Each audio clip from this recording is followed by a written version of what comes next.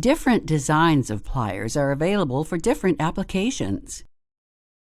Lineman's pliers have a squared-off snub-nose jaw tip for gripping and holding, and near the jaw joint have opposed cutting edges. Some versions have an additional gripping section near the joint, which can be used to assist in pulling a fish tape, discussed later, or a crimping device to assist in applying connectors to bare wires. A common use of lineman's pliers is for gripping and twisting wires together before adding a twist-on wire connector nut.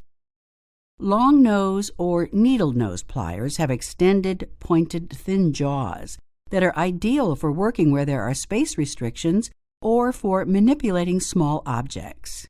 These pliers are useful for bending wire ends to create connection loops.